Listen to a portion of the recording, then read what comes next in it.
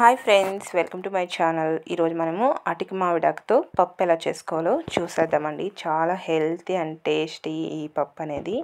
Taste కూడా చాలా బాగుంటుంది. వేడి వేడి రాగి సంగటి, రైస్, రోటీ, చపాతీ, పుల్కా అన్నిటిలో కూడా. దానికోసం ముందుగా అటిక మామిడాకు ఇక్కడ నేను ఫ్రెష్గా ఇప్పుడే తోటలో నుండి తీసుకొచ్చానండి.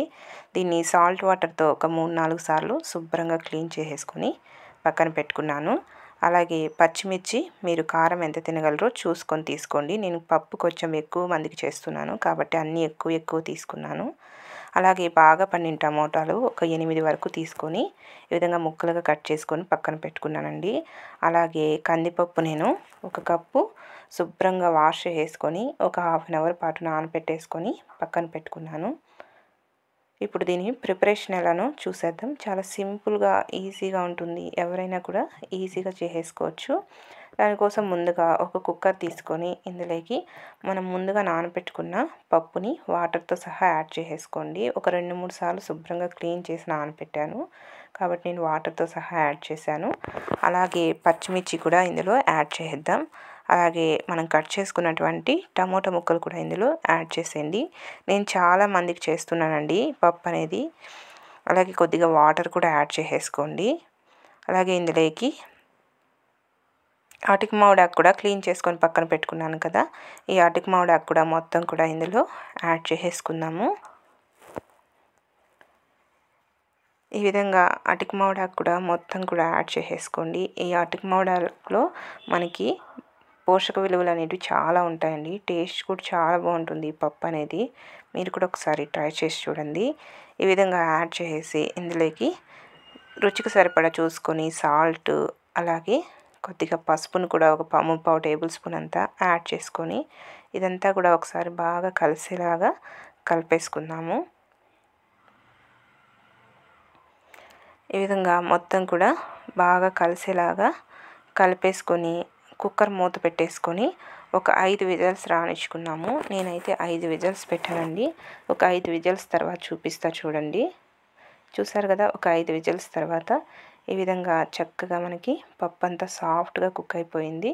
ఇప్పుడు ఎక్స్ట్రా వాటర్ అంతా కూడా పక్కకు తీసేసుకొని ఇందులోకి ఒక చిన్న నిమ్మపండు సైజ్ అంతా చింతపండుని యాడ్ చేస్తున్నాను. ఈ విధంగా యాడ్ చేసి ఒకసారి మొత్తం కూడా బాగా కలిపేసుకొని వాటర్ అంతా సపరేట్ గిన్నెలోకి తీసుకోండి ఎక్స్ట్రా ఏమైనా ఉంటే. ఎందుకంటే మనం మెదిపేటప్పుడు పప్పు అనేది ఫాస్ట్గా మెదగదు కాబట్టి. ఈ విధంగా పప్పు గుత్తి తీసుకొని ఇదంతా కూడా మెత్తగా అయ్యేంత వరకు పప్పు గుత్తితో బాగా మెదిపేసుకోవాలి. టేస్ట్ అయితే అదిరిపోతుందండి. ఈ పప్పు చాలా బాగుంటుంది.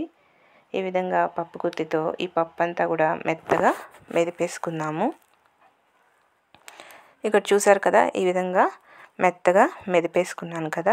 ఇప్పుడు దీనికి పోపు వేసుకోవాలండి. పోపు వేసుకుంటే మనకి టేస్ట్ అనేది చాలా బాగుంటుంది ఈ పప్పు.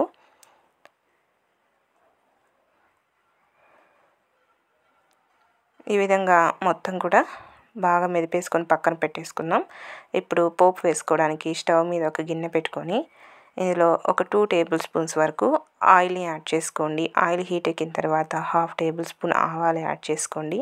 ఆవాలు చిటపటలాడిన తర్వాత సన్నగా కట్ చేసుకున్న ఆనియన్స్, అలాగే కరివేపాకు రెమ్మలు ఒక 20 వరకు తీసుకొని యాడ్ చేసుకుందాము. ఈ విధంగా ఆనియన్స్, కరివేపాకు యాడ్ చేసి ఇదంతా కూడా చక్కగా ఫ్రై అయ్యేంతసేపు ఫ్రై చేసేసుకోండి. లైట్ గోల్డెన్ బ్రౌన్ కలర్ రావాలి, అప్పటి వరకు ఫ్రై చేసుకొని ఇదంతా ఫ్రై అయిన తర్వాత ఇంగువ కొద్దిగా యాడ్ చేసుకోండి. ఒక 1/2 టేబుల్ స్పూన్ కంటే తక్కువగా ఇంగువని కూడా యాడ్ చేయండి. ఇంగువ యాడ్ చేయడం వల్ల మనకి డైజెషన్ ప్రాబ్లం లేకుండా పప్పు తిన్నప్పుడు బాగుంటుంది. అలాగే టేస్ట్ కూడా చాలా బాగుంటుంది. ఈ విధంగా పోపు మొత్తం బాగా వేగిన తర్వాత ఇందాక మనము మెదుపుకొని పక్కన పెట్టుకున్న ఈ పప్పు మొత్తం కూడా యాడ్ చేసి ఇదంతా కూడా బాగా కలిసేలాగా ఒకసారి బాగా కలిపేసుకోండి.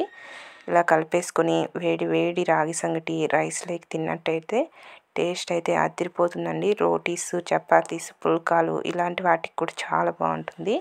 మీరు కూడా ఒకసారి ట్రై చేసి చూడండి. ట్రై చేస్తే మీకు కూడా తప్పకుండా చాలా బాగా నచ్చుతుంది.